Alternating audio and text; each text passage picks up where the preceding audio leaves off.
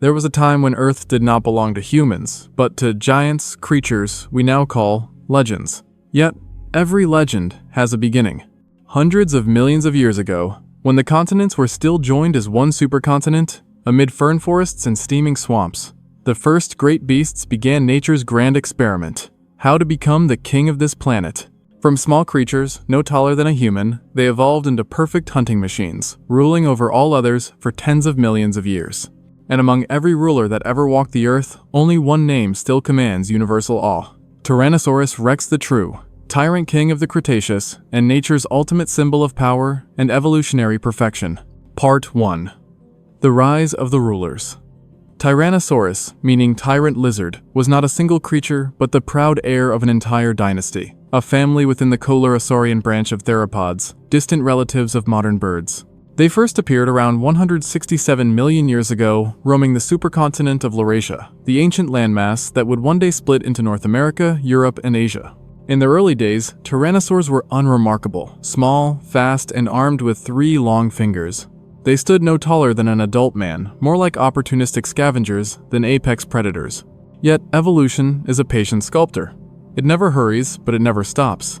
Over more than 100 million years, their descendants transformed beyond recognition: skulls the size of refrigerators, teeth serrated like saw blades, and neck muscles powerful enough to lift a fully grown triceratops like a rag doll. Who could have imagined that these tiny Jurassic hunters would one day evolve into the undisputed sovereigns of the Cretaceous? Fossils of tyrannosaurs have been unearthed from North America to Mongolia, and even fragmentary remains in South America and Australia suggest that their kin once spread across much of the planet. Their trademarks were unmistakable: massive skulls, wide hips, double serrated teeth, and a gaze that no prey ever wanted to meet.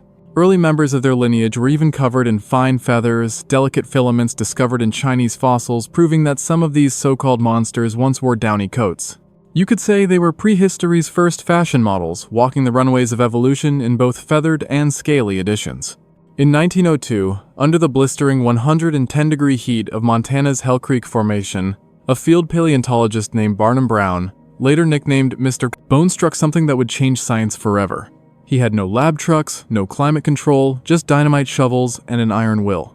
Over months of grueling labor, Brown and his team unearthed 3 skeletons of Tyrannosaurus Rex. 2 of them nearly complete a discovery, nothing short of miraculous for the early 20th century. Can you picture it? Blasting away layers of rock with explosives, reckless, dangerous, and somehow perfectly American. 3 years later, in 1905, Henry Fairfield, Osborne of the American Museum of Natural History, gave this beast its name: Tyrannosaurus Rex, king of the tyrant lizards. From that moment, T-Rex became an icon, the Elvis of the prehistoric world. Most of its fossils were found across Montana, Wyoming, and South Dakota lands that during the late Cretaceous were not arid badlands, but lush wetlands and river deltas teeming with flowering plants, beetles, and enormous herbivores. It was a swampy paradise, a living buffet fit for a king. Part 2. The perfect predator Tyrannosaurus Rex stretched nearly 40 feet from nose to tail, twice the length of an African elephant, and weighed up to 8 tons. Its head alone weighed over 1,000 pounds, delivering a bite force exceeding 12,000 pounds of pressure strong enough to crush bone like chalk. Its neck was thick with muscle, its jaw armed with serrated teeth that could puncture through a triceratops's frill. Even its famously short arms, though mocked for their size, were sturdy enough to help it rise from a fall or hold struggling prey in place. Some say that if T-Rex had gone to the gym, it would have needed only 2 exercises: squat and bite. But one mystery still fascinates scientists: why were its arms so short? If you've ever stood before a T-Rex skull, you know the answer. It didn't need speed or reach, it only needed 1 bite. The skull was deep and thick, sometimes up to 4 inches of solid bone reinforcement, the strongest of any predator of its age.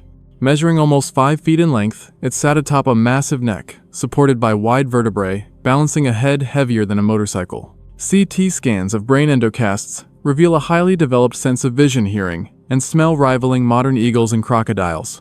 That meant a T-Rex could spot prey from miles away and hear the crack of bones before its victim even turned to run. If Jurassic Park were real, you wouldn't need to hear its roar, you'd already exist as a scent inside its nostrils. Its lower jaw, nearly 4 feet long, moved with piano hinge precision. Inside were between 50 and 60 teeth, each about an inch thick and up to 13 inches long. Some were D-shaped for gripping others, blade-like for slicing. And, like sharks, T-Rex constantly replaced its teeth every 2 years, an endless factory line of biological knives. When it bit down, it exerted over 34,000 newtons of force, roughly 6 tons, enough to cleave a car in half with a single snap. If it ever entered a steak-eating contest, the organizers would run out of meat after the first bite. T-Rex could swallow 500 pounds of flesh in one gulp, nearly the weight of an entire cow.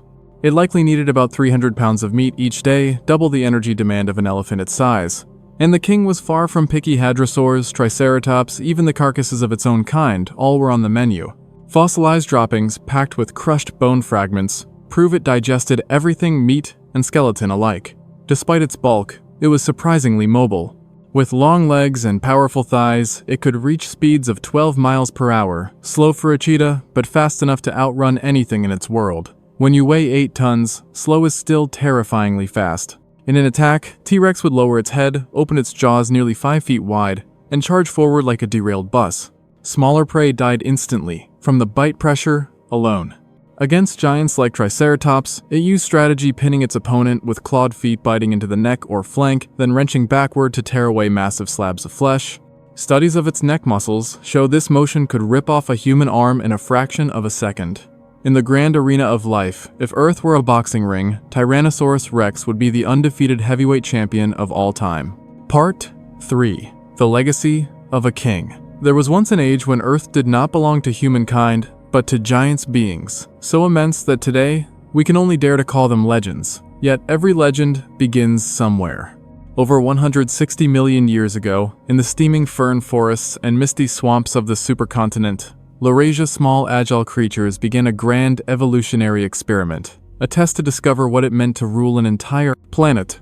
From animals scarcely higher than a man's shoulder, they evolved into colossal predators, culminating in one of nature's most extraordinary masterpieces, Tyrannosaurus Rex, the Tyrant Lizard King. The story of its discovery began in 1902 under the burning Montana Sunday. In the rugged badlands of Hell Creek, a paleontologist named Barnum Brown, later dubbed Mr. Bones, struck a layer of stone that hid a secret from another world.